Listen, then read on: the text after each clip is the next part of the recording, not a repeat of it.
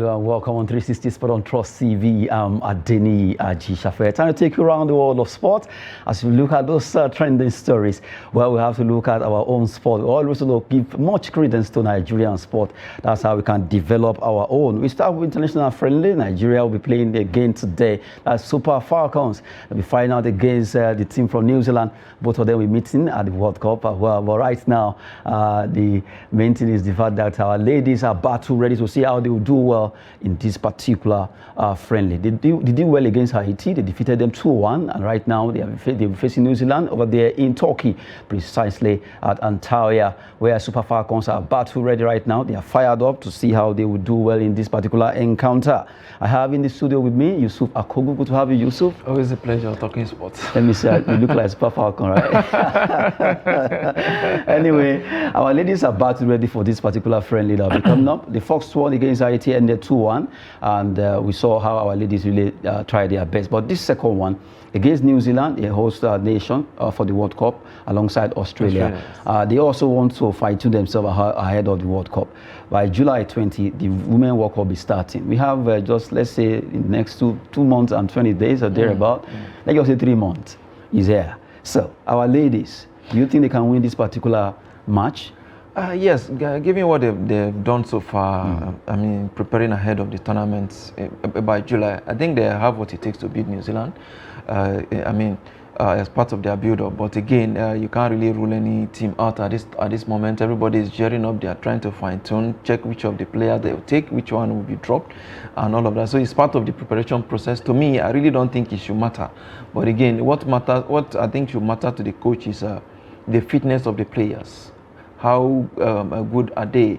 You understand, in terms of understanding one another. I think that is what friendly matches are actually meant to achieve. So I think against New Zealand, which is one of the a team co-hosting the tournament alongside Australia, I think we'll have what it takes to actually beat them, of course, and then beat them in this friendly, which will be played later today. But again, it's friendly match, and then anybody can actually win. But for me, result is not really my concern.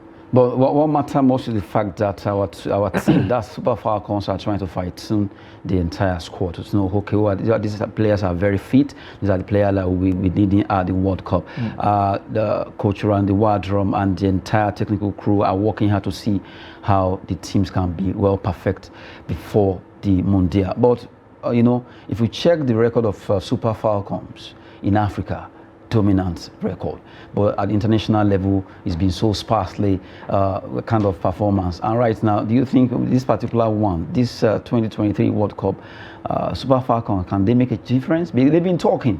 Yeah, sometimes it's not really enough to talk. We've seen teams that the action matters. We've seen teams that have actually talk so much ahead of a tournament, but when it comes to tournament proper, you see them flopping and all of that. But I think yes, in Africa we've dominated for a long time. Won the tournament, won the Africa Women Nations Cup 9 times, and then but as it is now, you can see that the competition has increased. So we've been struggling lately with some of our African neighbors as well. So I think at the world stage we need to do more, just like. The Super Eagles has not really been able to break even at the world stage. The best we've done at the World Cup is a second round of 16. So I think we really need to do more in terms of our development. We really need to do more in terms of competition that we create for our teams. What I mean by that is that if you were going for a tournament of this nature, I understand New Zealand, Haiti, they are also going for this tournament. But I think I was expecting a stronger test for the Falcons. Let's say Norway, for example, China, Germany, US. These are strong contenders teams for this tournament. Why not go against them? Brazil.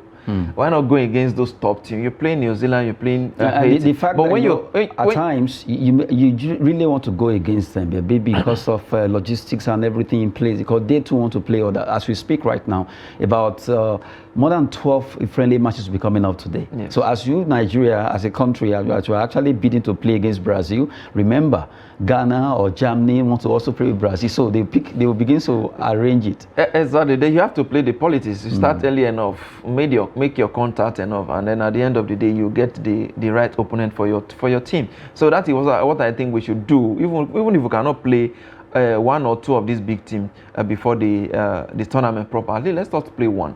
I think that will give them, the right test of what to expect the tournament proper. Well, as we've been talking concerning Super Falcons right now, they'll be playing today in a friendly match over there in Altai, Turkey, against New Zealand, a joint nation with Australia at the World Cup that will be starting by July. Well, Super Falcons are fired up.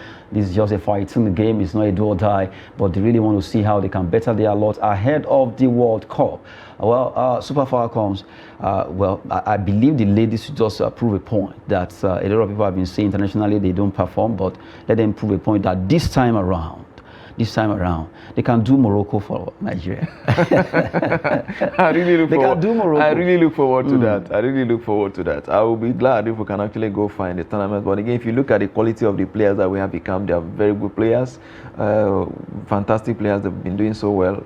Like of Asisa to show, like we have seen what he's been doing for Barcelona, but it's not going to come down to just her alone. The rest is going to be a team effort. So actually, I hope that probably the team will, put themselves together and then give not just Nigeria but Africa something to share at the end of the day. Because now, if you look at the four countries, you look at Nigeria, you look at Zambia, you look at South Africa, you look at Morocco, the four teams that are going for this World Cup right now so far, you look at among the four, who do you think will really progress more? If you given what we've seen in recent, because nobody saw that coming, that Morocco would be the one to actually. Everybody was tipping Senegal, tipping Ghana, tipping, but Morocco shocked the whole world. Absolutely. Given what you've seen so far in the last couple of years in African women football, I think you see that a lot of changes. Imagine Ghana is not here. Equatorial Guinea is not here. These are the team that were actually, giving Super Falcons a run for their money at the time. But look at Cameroon. But look at it now. We're having Zambia. We're having South Africa. We're having Morocco from the North Africa. And you see what they did in the last tournament. They did very, very well. I mean, they were the one that eliminated the Super Falcon from that tournament. So I think giving the Super Falcons experience, I still give it to them. Give it to Super Falcons to lead the rest of African team to this tournament. I think we will do better than the rest.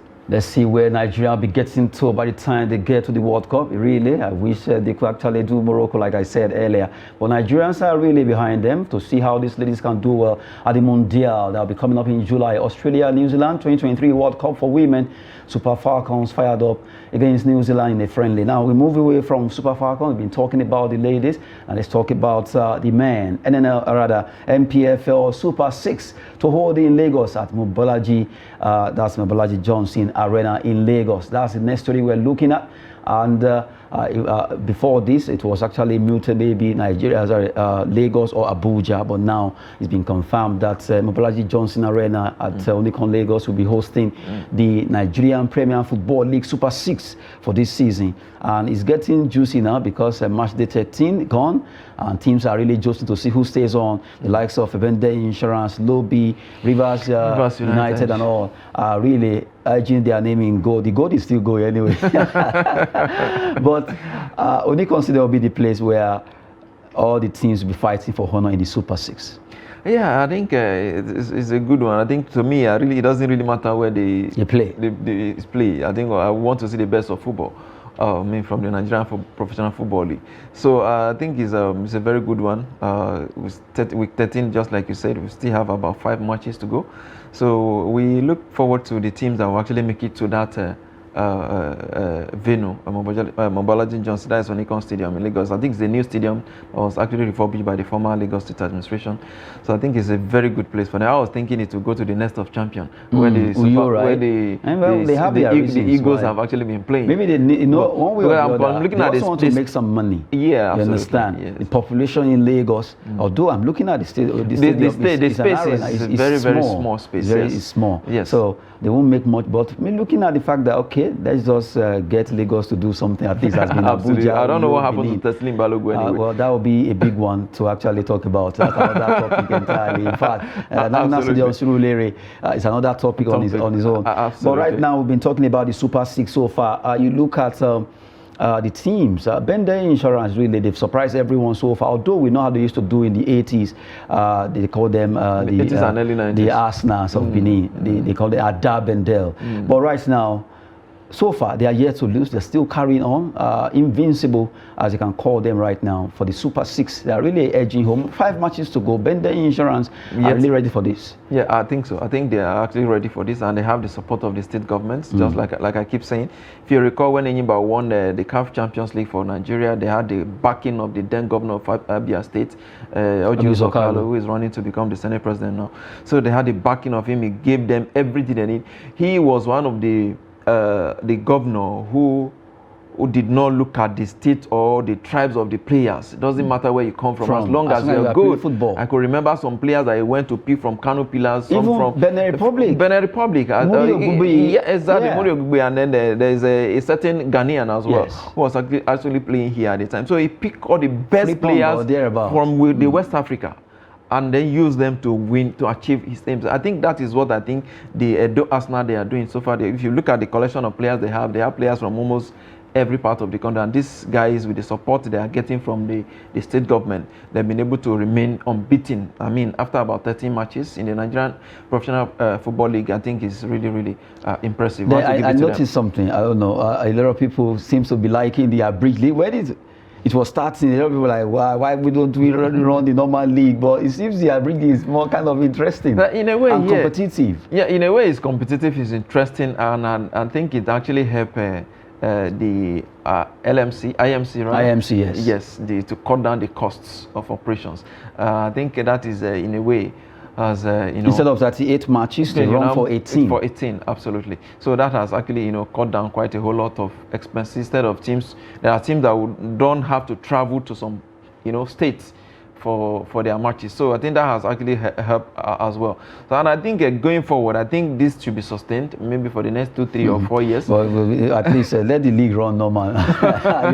So the abridged league is actually getting you so excited. In a way, it's getting excited. One, because you look at our environment, the topography of our environment. We are yet to develop like Europe. Like Europe as well. So there are instances, exactly. Okay. Like in Europe, it's easy for teams to travel by bus or by train or even by air.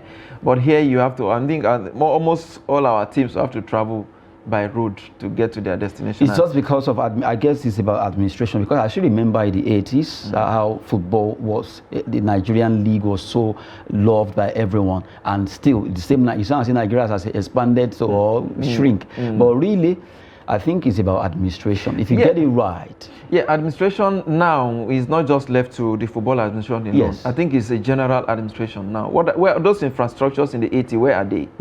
Where is the rail system? Most of them are moribund. Where are they? They are moribund. So these teams can, even some of the stadiums. You talk about National Stadium in Lagos. It's an eyesore. If you go to that place, it's just an eyesore. Same with Teslim Balogun that we're managing. It's not as attractive as what about even Abuja National Stadium? How beautiful is the pitch? You understand? So I think some of this infrastructure needs to be developed. It's not, I think, for the football administration, I think they have their own issues as well. But again, I think we have more issues to contend with as a nation as well.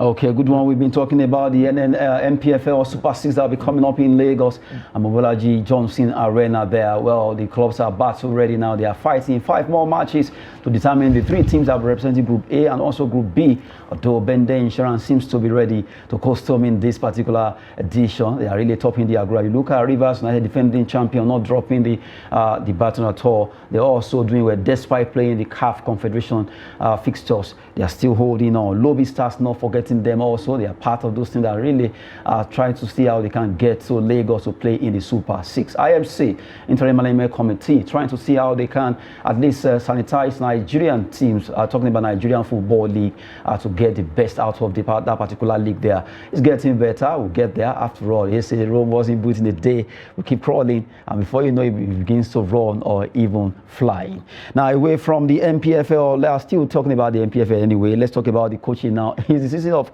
sacking coach or resigning or thereabout? This particular story, MPFL coaching, that's Fatai Osho, Abdullahi Damu resigned from Rivers United and Wikki Tourist. The 2 coaches, almost as if they had a meeting. Fatai Osho has been the chief coach with Rivers United. Stanley Iguma is the technical advisor. Adamu Abdullahi is with was with Wikki Tourist, but right now he has actually dropped his recognition letter with that Bauchi team. So both of them, they are out from their job right now. I was surprised when I saw Fatai resignation. I was shocked because one, his team is doing so well. They are doing so well in the CAF Confederations Cup. They are also, I mean, almost joint top of the Group B of the Nigerian Professional Football League. So I was surprised what could be the reason for his resignation. So I really think I don't know. I hope the Rivers United. I hope they are not making a mistake, because probably as it is, they are actually at a level where one would think that they are making quite a whole lot of progress as well. Okay. So I actually expect, I was surprised really at the resignation, and I really hope that they can actually sort it out internally. Well, we've been talking about the MPFA there. We are two coaches, Coach Adamu Abdullahi of Wikki Tourist now, he has actually resigned. And you also have Fatai Osho of Rivers United also resigning. While we're talking about that, let's quickly link to the camp of the future Eagles right now, as they are already being in camp ahead of their Japanese tour, and also the one they will play in Congo Brazzaville. We'll be talking with their coach and also player or two there. Let's link there, Coach Patrick Bassi or Coach Lyrica. Okay, good to have you, Coach. Good morning, sir. Okay, good to have you, Coach. How is it in the camp there, the future Eagles? Coach Bassi, are you there? Can you hear us? Yeah, I can hear you. Good morning, sir. Okay, what's happening? We can see behind you, the players seem to be ready, the under 15, under 16, the one they call future Eagles. How is the camp like right now? We thank God that most of the players invited have been in camp, have arrived, and the camp has been calm, and we believe God. The players they are getting set, and we believe God they will do better. Okay. Right now, I can see behind you the boys, the future Eagles. They seem to be listening to some instructions there. But so far, our players, the under 16 and under 15, what they call future, they have two things to do right now: the Japanese tour and also the Congo tour. Do you think these boys are battle ready? So far, the little you have seen from having them in the camp, are they ready for this? Yeah, the little I believe we are ready. They are ready for this by God's grace, and we just started our training yesterday, and most of them, 90%, have shown that yes, they are equal to the task. They can deliver. Okay, Coach Patrick Bassett there talking to us. Really appreciate your time, and we have a player behind you. Okay, we have two players. Let's good to have you on Trust TV 360 Sports. Let's have your names, and at least let's see how you're faring there at the camp. My name is Christian Oteni Bagbe. I'm 15 years old. So I see with your dreadlocks. Are you ready for this? Let's have you there too. Go ahead. My name is Adejob Prince Nathan, and I'm 15 years old. 15 years old, future Eagles. Let's talk to your teammate, the one with dreads. Okay, seems network is hanging there. We've been talking with the future Eagles. They are in camp. Okay, let's have your name, the second player. I said my name is Adejob Prince Nathan. Okay, Adejob Prince Nathan, the second player. Let's have him too. My name is Christian Oteni Bagbe, and I'm 15 years old. Okay, Precious and Adejob, both of you are in camp right now. How is the camp? How are you feeling? It's really good. I feel proud to represent my nation, my country, and I'm really enjoying it. It's a new experience for me and the other players. Okay, let's talk to Adejo there. Let's have your own view, Adejo. So far, you guys are battle ready for this, right? Yes, it's all nice. We thank God that we're here, and we hope to make the nation proud. Thank God for our coaches and everyone. Thank you. Okay, well, good one there. You are promised Nigerians that you are going to do well. Hopefully, you will do it by the time you get to Japan and also Congo. Thank you so much for your time, Adejo and Precious. Okay, let's quickly get back to the studio. We just link up with the future Eagles. They're under 15, under 16 team right now in camp. They'll be going to Congo, Brazzaville for the African version of it, and also they'll be going for a tour in Japan. That's why we quickly link up to them. The boys are in camp. A good one coming from Akinkule Bolarewa, the media officer there, doing a yeoman's job, giving us that particular link. Let's come back to studio. I see you smiling. Absolutely, I'm impressed. Good one. Very, very impressed. You know, this is what we call catch them young. Yes. Yes, when you get them at this stage, you give them the right training, take them to the right environment, expose them to the right competition. You are building the future Eagles, as the name is implied. So I think I'm very excited seeing young boys like this. You know, you remember in 1986 or 88 when we won the first Under-17 World Cup. You know, we first of all went for a similar tournament tournament like this. Then we came back with the same set of players, you know, infused them together, and then we went back to Japan and then won that tournament. Was it Japan or I can't really remember. Japan 93. Japan was in 1993, yes. But before then we won in 1988 or 89, if I can remember. So I think I'm impressed with this the campaign. And I think. More of this. I think we need more of this to build the Eagles. We need more of this, yeah, just to give you a glimpse of the future Eagles. They are in camp in Abuja, and we just quickly talk with the two players and also assistant coach Patrick Bassi there, coach of Bolarewa Akinkule, media officer, future Eagles. The future Eagles comprise of two teams, under 15, under 16. We'll be going to Japan and also Congo Brazzaville. Right now, let's talk about. We're talking about MPFL coaching resigning, Coach Adamu Abdullahi and also Coach Fatai Osho. Let's look at the letter coming from Adamu Abdullahi concerning Wikki Tourist. He was talking about interference or thereabout. You may wish to recall that since I assumed duty as technical advisor, I have not been accorded the opportunity to fully exercise the function of the office of technical advisor due to management's interference and inability to take their responsibilities during league matches, which is a public knowledge. This action of the management has rendered me helpless, thereby affecting the recent performance of the club and also strengthening my career. Consequently, based on the above slated reason, I hereby resign my appointment as technical advisor with immediate effect. I wish to also register my appreciation to the management for opportunity given to me to serve as a TA to Wikki Tourist FC. Coming from Adamu Abdullahi there, that's let me call him the former coach. The former coach, I'm sorry. I think his reason is obvious. His interference has not been able to exercise the power of his office. So why is he there as a technical advisor in the first place? So I think other management, club management in Nigeria should actually learn from this. When you appoint a coach, allow the coach, give them the leverages, give them the free hand to run the system, so that when they have to take responsibility, when they have to take the responsibility, they will not have any reason to say okay, to grumble or whatever. So I think to me this reason is germane. I think I can't fault him on that. If he's been there for a while, he was probably waiting for the management to say okay, for management to like okay, we've allowed you to run this team, do what you want and give us the result. But that wasn't to be. But then he has to throw in the towel. Well, just giving you update concerning those two coaches, Fatai Osho and also Adamu Abdullahi resigning their appointment with Rivers and also Wikki Tourist. Still on the part of coaches resigning or being sacked. Right now, Zanaco FC of Zambia, right now, actually, they parted way with Nigeria legend Emmanuel Amunike. Amunike has been with them, but right now, the business or the marriage is over. Absolutely. I think Emmanuel Amuneke, you can't take anything away from him. He's a very good coach, technically sound.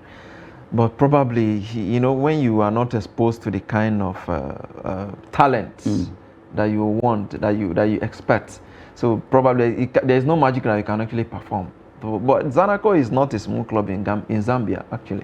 I've followed them a couple of times on some of their games. So, but I think we actually... in a way, think probably something is wrong somewhere. Yes. For him to this particular things to have happened. Well, you understand? I think he joined them a few months ago. So I think he's living with. He was actually more like an what do I call it now? There's a technical advisor who also left with him in this scenario. But I really do think, I think the team management need to look in what and actually find out what is the problem. Amunike will actually get the better of who knows where he's going to next. We wish him all the best there. Quickly, let's talk about the biggest one for today. UEFA Champions League quarterfinal is back. Let's look at those games that will be coming up, or rather, a big one there. Let's look at 2 matches that will be coming up today. You have Benfica, Inter Milan, Manchester City against Bayern Munich. These are 4 teams that will be battling tonight. Benfica, Inter. Let's start with that one first. Yeah, Benfica, Inter. On paper, I think on paper, you give it to Inter Milan. But again, Benfica is not a team that you can actually rule out. So they've done so well for them to get to this place. So I think it's going to be a very close one. Given Inter Milan what they have done so far, I think they have a chance. But again, you can actually not rule out Benfica, but I think it's going to be a close one. For me, I think for tonight, I think Benfica will take it. Now, this is just a possible lineup of Benfica. You have Odysseus Vlahodimos, Buibato, Antonio Silva, Nicolas Otamendi, Alex Davis Neres, and yes, you have Goncalo Ramos as their main striker. Yes. Federico Sens, you have David Neres, you have Joao Mario, Chiquinho, and also Fiorentino Luis. So this is just a possible lineup for 2-3-1 Benfica style. The way it is. Let's run to. They're a very good side, technically gifted. But another problem, a lot of people are looking at, well, maybe by the time they play, issue of that team has been caused by one of their former coach that they will never ever win the Champions League. Okay, let's look at. We've heard that for a long time. Inter Milan. Let's quickly look at Inter Milan there. You have Inter 3-5-2, Andrea Onana, Francesco Acerbi, Stevan de Vrij, Matteo Damian. You have Nicolo Barella, Aslani, Henry Mkhitaryan, Robert Gosens, Korea, and also Lukaku at the front. Don't price, all of them are there. Yeah, a big one. Yeah, it's going to be a big one. I think it's going to be a big night. But to me, I think Benfica has a chance. You have a chance. Let's see what happened there. We're talking about Benfica versus Inter Milan, a big one. Let's talk about another one, Manchester City versus Bayern. You have Thomas Tuchel, who is not new to Manchester City. We know what he did, winning the Champions against them 1-0. Well, possible lineup for Manchester City: John Stones there at the back, Manuel Akanji, Ruben Dias. You have Nathan Ake, Gundogan, Rodri, Mahrez, Kevin De Bruyne, Grealish, Erling Haaland, and Ederson at the goalpost. Let's look at the possible lineup for Bayern Munich. Although Man City will be playing 4-2-3-1, let's look at Bayern there quickly as we talk about the possible lineup. Bayern, they have Jan Sommer, Alphonso Davies, Mathis de Ligt, Dayot Upamecano, Benjamin Pavard. You have Gnabry, Musiala, Müller, and Sane. Well, a tough one. It's going to be a tough one, and it's Tuchel against Guardiola again. You remember he stopped him, just like you said in this 2020 or 2021? 21. So he stopped him in the finals, and again he's here again now with even a more sophisticated team. So it's going to be another. I mean, I just hope it's going to be a night for Manchester City because I really want them to win this. Who are you tipping to win? It's too close to call. Bayern Munich, when it comes to Champions League, they are one of the strongest teams, even when they are not doing well in the domestic league. So they are actually picking that from Real Madrid. Absolutely. But let me take that from you. They just have to wrap it up on 360 Sport on Trust TV. Yusuf Akogo has been talking concerning that UEFA Champions League. We wait to see who wins between Man City and Bayern. Big one between Thomas Tuchel and Pep Guardiola. For the future Eagles, we wish them the best as they are in camp just right now. Yusuf Akogo, thanks so much for being on the show. Always a pleasure being here. Adini Ajisha. Sport is always business and fitness. Thanks for watching.